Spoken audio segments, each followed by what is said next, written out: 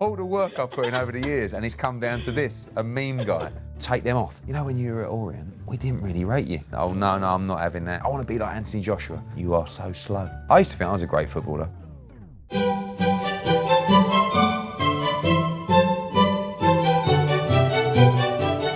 La-di-da. Well, Eddie, thank you for sitting down with me today. As you can see, I've got tea for you. We've got a bit of a view looking out, on the beautiful Tottenham Hotspur Stadium. Can I offer you one? Yeah. Can I offer you some milk? How can you not have milk in tea? I actually like my tea black, so Can I it's just right. try that before you put the milk in? I suppose it tastes the same, really. Exactly. The milk just kind of gives it a bit. You know what? Yeah, I'm gonna stick that way. Yeah. Well, you've seen it first here. Eddie Hearn without milk in tea. Major. Yesterday was amazing. First time here, sort of witnessing a match. Obviously, we've got the big fight coming up here. I used to go to White Hart Lane. I was a season ticket holder for about 4 years there. Actually saw Steve Sedgley in our box yesterday, and I was a bit of a fanboy, and Paul Allen, and I came on the back end of when Klinsmann came. So, sort of seeing the new stadium is just amazing, and that's what it is. It's an entertainment facility. Absolutely. I know it's a football club, but it is also, as we're showing with the fight, that you're going to see major events here as well. And Spurs fans are lucky. Can you tell us the first match you ever attended at White Hart Lane? We ended up getting 4 season tickets from some deal that my dad did with somebody. I can't remember going back.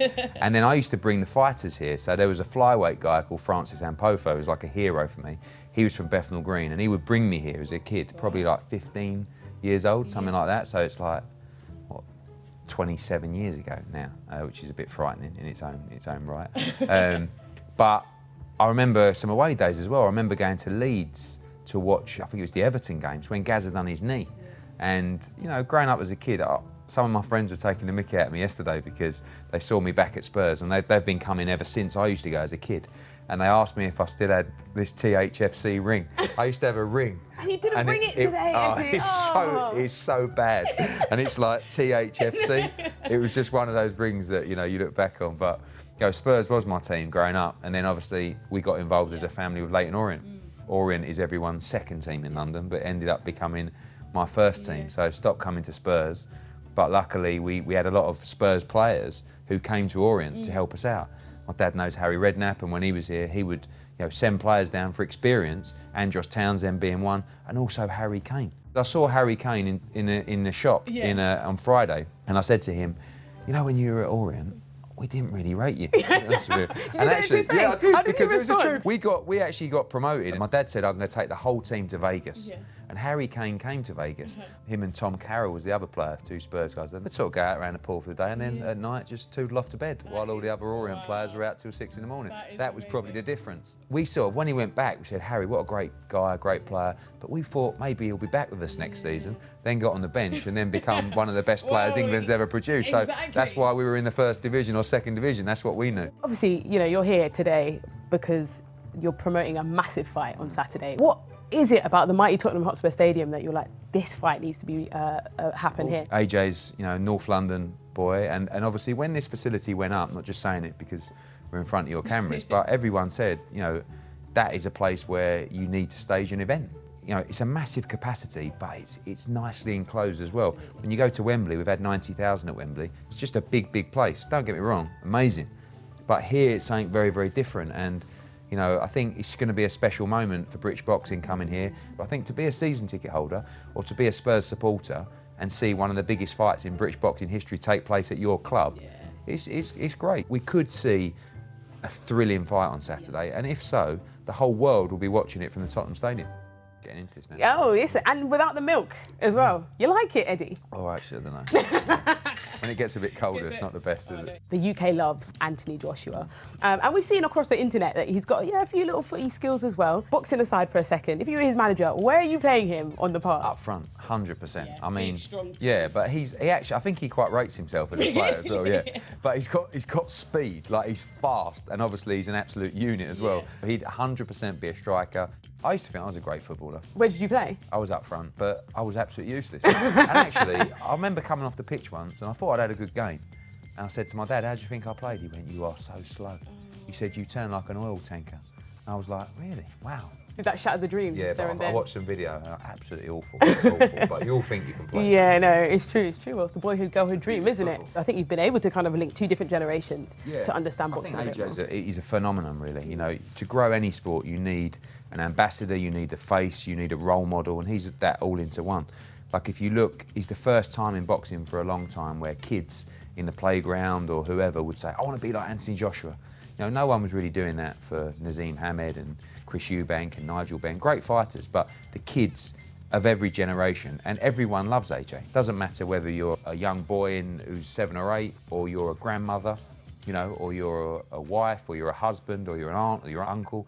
They love AJ, you know, and he cuts across so many different groups of people because he's a real guy, and people respect the fact that he's hardworking, he's dedicated to the sport, he carries himself with class, he lives and breathes the sport. He wants to be a role model to that next generation.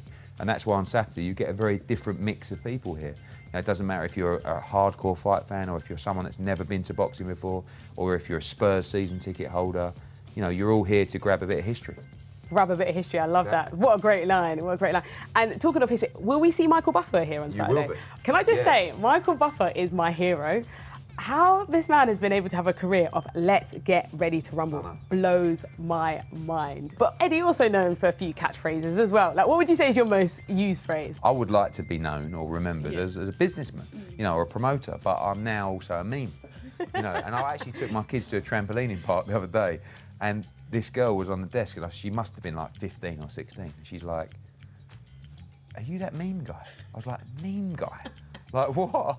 All the work I've put in over the years, and it's come down to this, a meme guy. You know, I'll go on then, oh no, I'm not having that. It's just like every time someone scores a goal or there's any controversy, my memes just come rolling out. So you have to embrace it. You do. And also, listen, people like your character, your personality. You're very like easygoing, you know. I don't take myself too seriously. Like that's the key. Exactly. Because if I did, then like when there's a guy called Andy from the NHS started that account. Yeah. Oh, really? He was like, look, do you mind if I just put these clips up of you, like in different, it's called No Context, but I thought, how big will that be? Now they're sitting at like 500,000 followers. It's honestly, it's wild. But it was Virgil van Dijk, when Liverpool won the Premier League, the first thing he done was post a meme of me going, I think it was something like, job done, off for a few glasses of wine, la-di-da, or something like that, and he posted it.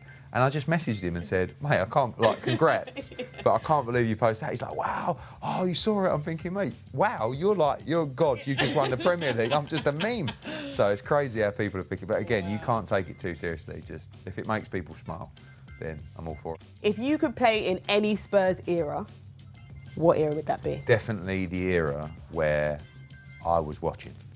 So going back, obviously with Gaza, but... So you said Klinsmann as well. Klinsmann, yeah. I mean, Torsvect in goal, we had Dean Austin, Justin Edinburgh, rest in peace, a great manager at Leyton Orient as well, Vinnie Samways, Jurgen Klinsmann, Steve Sedgley, and then going through a little bit like Gica Popescu. I don't even think you were born when these people were playing. I remember so clearly when Klinsmann came to the club, you know, and he done that dive when he scored. It was unbelievable. Yeah, it's nice to come back because you kind of realise, you know, through Leyton Orient and just through sort of wandering through business that I haven't really focused on a football club for a while. You know, I haven't really even looked at it. We were so ingrained in Leyton Orient that no other club actually mattered. And it's only now coming back down here yesterday that you actually start looking out again for Spurs. So maybe I'll renew that season ticket next year. Yeah, we'll see. Oh, brilliant. Eddie Hearn, thank you for having cold-ish tea with no milk with me. It was great to have you on here. Thank you.